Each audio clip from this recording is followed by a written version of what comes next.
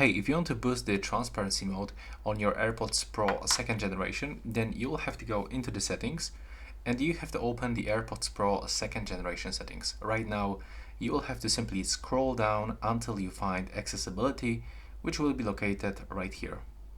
Now you have to scroll again and open iPhone audio and the visual settings. And right now, all you have to do is just to go for, wait a minute. Yeah, we have to go for the headphone accommodations. And right here we have to go for a transparency mode.